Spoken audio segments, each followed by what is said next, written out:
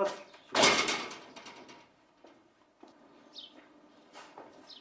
اتفضل استريح. شكرا. طبعا انا اسف للزياره المفاجاه دي، بس انا اول ما عرفت ان حضرتك وصلت قلت لازم اجي اسلم عليك. تشرب ايه؟ لا ما تتعبش نفسك، انا بس كان نفسي اشوف حضرتك لاني من اشد المعجبين بحضرتك. الله يخليك. مالك يا فندم؟ شكلك مش مبسوط. البلد بقت حالتها صعبه قوي، ما كانتش كده ابدا.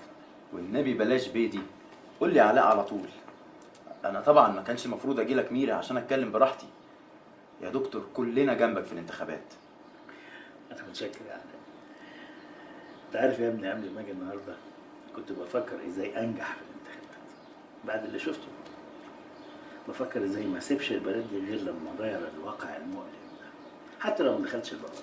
يبقى من حظ البلد لو نجحت يا دكتور. مش مهم انجح، ينجح اللي يستحق النجاح، وانا هتعاون معاه.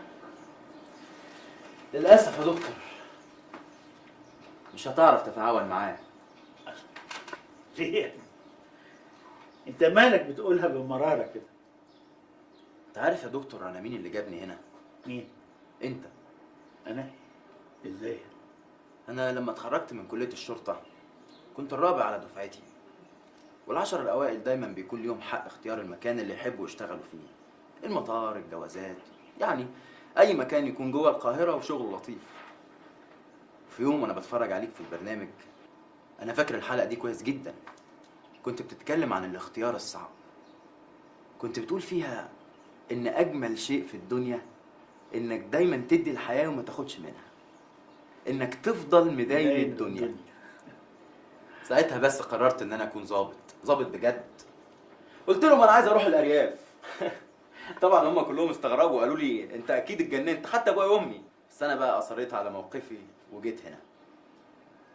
بس ساعات بحس ان انا غلط، ساعات احس ان انا ايدي مكبله ومش قادر اعمل حاجه. هو يا ابني عشان ايد لوحدها ما تسقفش، كل ايد عايزه الايد التانيه. قبل ما تنتخبونا او تنتخبوا اي حد انتخبوا نفسكم، دوروا على حقوقكم، شوفوا ايه اللي ناقصكم وعايزين تكملوه. انا ما حلتش فلوس ولا حلت حاجه عشان اوعدكم باي كلام مش هيتحقق، لكن اللي اقدر اوعدكم بيه ان انا هحط ايدي في ايديكم عشان نعمل حاجه للبلد دي، والبلد دي يعني انتوا. والله العظيم كلامه صح.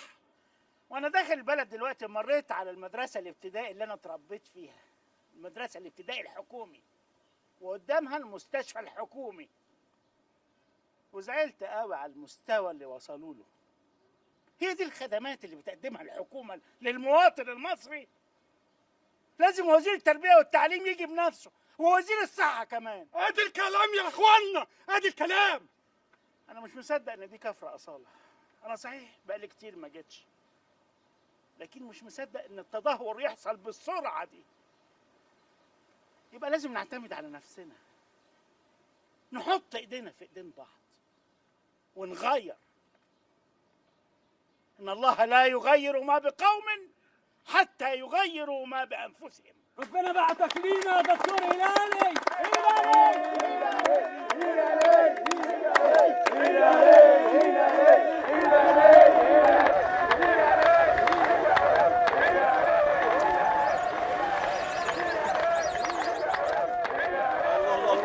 ده البيه نصب المولد وابتدى بقى. يلا يا صدر رضوان، امتك عايزك تدخل تخلص الليله دي. يلا وسع يا جدع منك له. وسع يلا، وسع انت وهو، وسع.